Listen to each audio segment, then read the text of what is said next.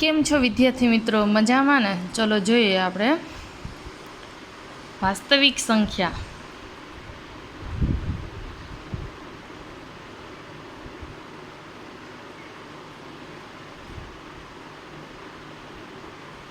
ના બે પ્રકાર ક્યાં છે બોલો જોઈએ.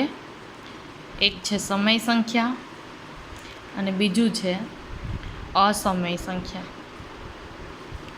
સમય સંખ્યા છે એની અંદર આપણે કેટલી રીત, તમને બધાને ખબર છે કે કેવા પ્રકારની સંખ્યાઓને આપણે સમય સંખ્યા કહે છે.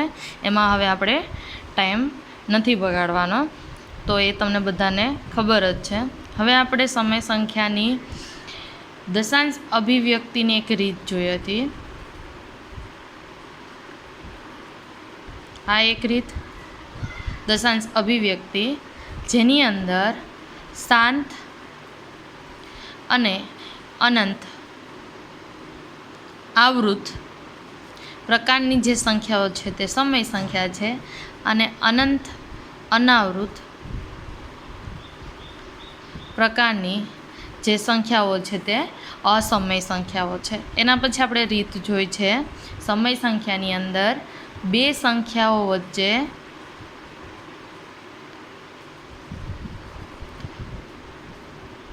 કેટલી સમય સંખ્યાઓ હોય છે, તો કે અસંખ્ય સમય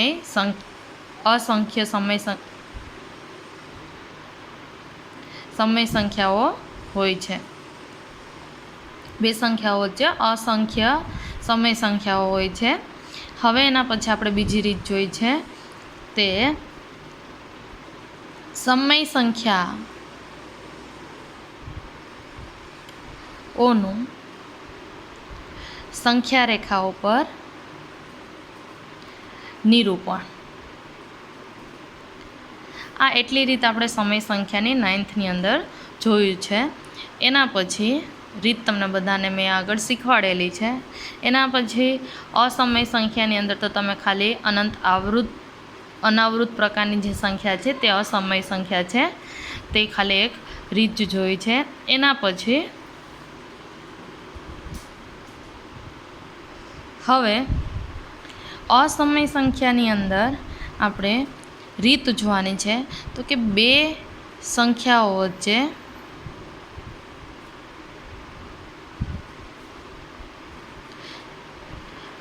અસમય સંખ્યા પણ કેટલી આવેલી હોય છે, તો કે અસંખ્ય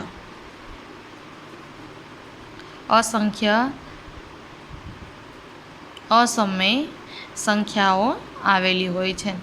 આ એક રીત આપણે જોવાની છે. એના પછી અસમય સંખ્યાની કઈ રીત જોવાની છે, તો અસમય સંખ્યાનું સંખ્યા રેખા પર નિરૂપણ. આ એક રીત જોવાની છે. હવે પછી છે અસમય સંખ્યાનું સાદું રૂપ ને એ બધી અસમય સંખ્યા માટે ઘણી બધી રીતો છે. હવે સમય સંખ્યાની અંદર તમારે એટલી જ રીત જોવાની છે. તો સમય સંખ્યાની અંદર દશાંશ અભિવ્યક્તિની જે અલગ પાડવા માટેના પ્રકાર કઈ રીતના અલગ પડે છે તેની રીત જોઈ છે. એના પછી બે સંખ્યાઓ વચ્ચે કેટલી સમય સંખ્યા અને અસમય સંખ્યા તેના માટેની રીત જોઈ છે. એના પછી સમય સંખ્યાઓનું સંખ્યા રેખાઓ પર નિરૂપણ. આ સમય સંખ્યાની આપણે બધી રીત પૂરી કરી દીધી છે. એના પછી અનંત અનાવૃત પ્રકારની દશાંશ અભિવ્યક્તિ એ અસમય સંખ્યા છે, તે રીત જોઈ લીધી છે. બે સંખ્યાઓ વચ્ચે અસમય સંખ્યાઓ છે, તે રીત આપણે જેમ સ્વાધ્યાયની અંદર આવશે ત્યારે હું તમને શીખવાડી દઈશ. અને અસમય સંખ્યાનું સંખ્યા રેખાઓ પર નિરૂપણ, આ જે રીત છે એ ગ્રાફ પોથીની અંદર કરવાનું છે, તો એ આપણે ચેપ્ટરના એન્ડમાં કરશું. હવે પહેલાં આપણે બધી રીતો જોઈ લીધી છે. ચેપ્ટરની અંદર સ્વાધ્યાયની અંદર બધી રીતો મિક્સમાં આપેલી છે, એટલે મેં તમને પહેલાં બધી રીતો શીખવાડી દીધી છે. તો હવે આપણે સ્વાધ્યાય 1.1 પૂરું કરી લીધેલું છે. હવે આપણે સ્વાધ્યાયમાં આગળ વધીએ, તો કે સ્વાધ્યાય 1.2 સ્વાધ્યાય 1.2નો પ્રશ્ન નંબર 1. પ્રશ્ન નંબર 1 છે કે નીચેના વિધાનો સત્ય છે કે અસત્ય, કારણ સહિત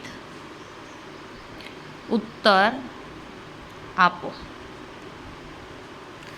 હવે અહીંયા એનો પહેલો વિધાન આપેલું છે, પહેલું કે દરેક અસમય સંખ્યા એ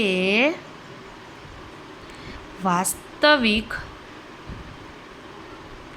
સંખ્યા છે. વિધાન શું કહેવા માંગે છે કે દરેક અસમય સંખ્યા એ વાસ્તવિક સંખ્યા છે.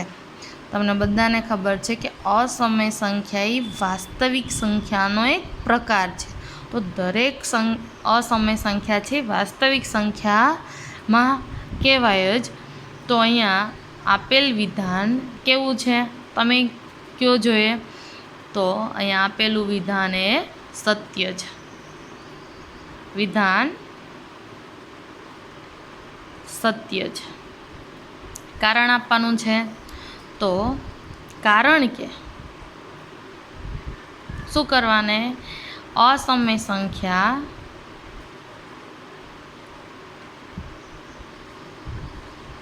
એ વાસ્તવિક સંખ્યાનો એક પ્રકાર છે.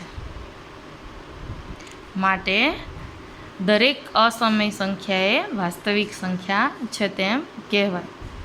એના પછી બીજું વિધાન એવું કહેવા માંગે છે કે સંખ્યા રેખા પરનું દરેક બિંદુ કોઈક પ્રાકૃતિક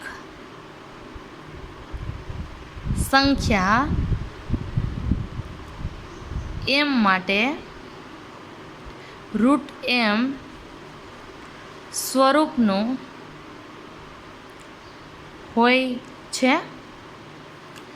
મસ્ત વિધાન કીધું છે. અહીંયા તમને એવું કીધું છે કે સંખ્યા રેખા પરનું દરેક બિંદુ કોઈક પ્રાકૃતિક સંખ્યા એમ માટે, એટલે સંખ્યા રેખા ઉપર બધા જ પ્રકારની સંખ્યાઓ આવેલી હોય છે. પણ અહીંયા તમારે સંખ્યા રેખા ઉપર ખાલી કેવા પ્રકારની સંખ્યાઓ જોવાની કીધી છે? પ્રાકૃતિક સંખ્યાઓ. તો આ જે સંખ્યા રેખા ઉપર જે કોઈ પણ પ્રાકૃતિક સંખ્યા લ્યો તો એના માટે પ્રાકૃતિક સંખ્યા એટલે તમને અહીંયા ઉદાહરણ કીધું છે કે એમ માટે √m સ્વરૂપનું, એટલે વર્ગમૂળ સ્વરૂપ મળે એનું.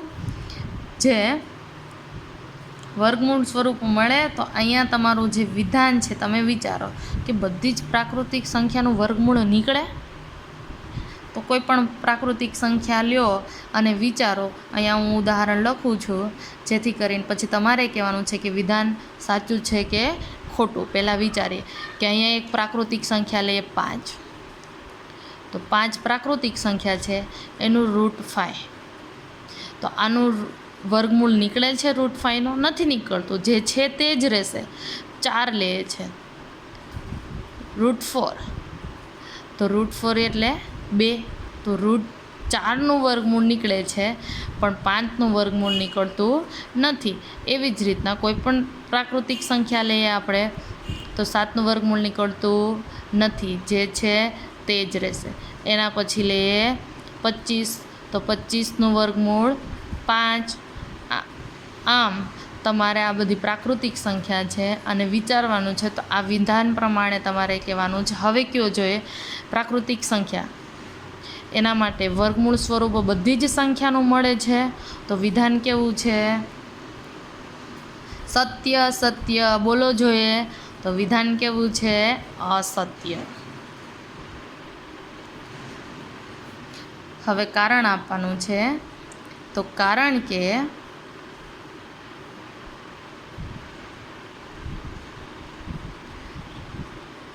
બધી જ પ્રાકૃતિક સંખ્યાનું વર્ગમૂળ મળે નહીં. આ મળી ગયાનું કારણ. હવે એના પછી ત્રીજું વિધાન છે, દરેક વાસ્તવિક સંખ્યા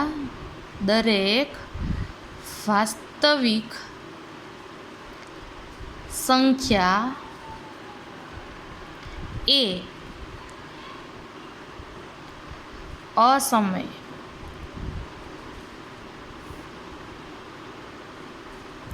સંખ્યા છે.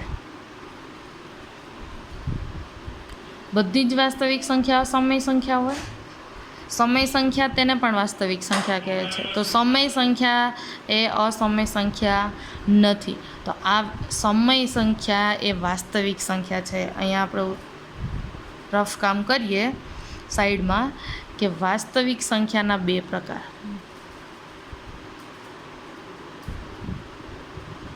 એક સમય સંખ્યા અને બીજું અસમય સંખ્યા. તો સમય સંખ્યાને વાસ્તવિક સંખ્યા કહે છે, અસમય સંખ્યાને પણ વાસ્તવિક સંખ્યા કહે છે. તો સમય સંખ્યા એ પણ વાસ્તવિક સંખ્યા, અસમય સંખ્યા એ પણ વાસ્તવિક સંખ્યા. તો દરેક વાસ્તવિક સંખ્યા છે એ અસમય સંખ્યા નથી. દરેક વાસ્તવિક સંખ્યા અસમય સંખ્યા નથી, કેમ કે સમય સંખ્યાને પણ આપણે અસમય નથી કહેતા. એટલે આ વિધાન કેવું છે? ખોટું છે. વિધાન અસત્ય છે. હવે કારણ કે દરેક અસમય સંખ્યાઓ વાસ્તવિક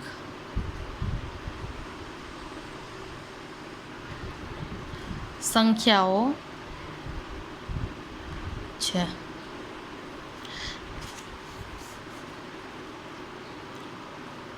હવે તમારે બધાએ યાદ રાખજો, આગળનો સ્વાધ્યાય 1.1 અને એ આખું પૂરું કરી દીધું છે આપણે. એના પછી આપણે સ્વાધ્યાય 1.2 ચાલુ કર્યું છે. તો આ તમારે ફેરબુકની અંદર બધું જ નોટ કરવાનું રહેશે અને બધાએ જાતે જ આ બધી રીતો તમારે આગળ પ્રેક્ટિસ કરવાની રહેશે. જો પ્રેક્ટિસ માટેની રકમ તમારે પ્રેક્ટિસ વર્કમાંથી મેળવી લેવી.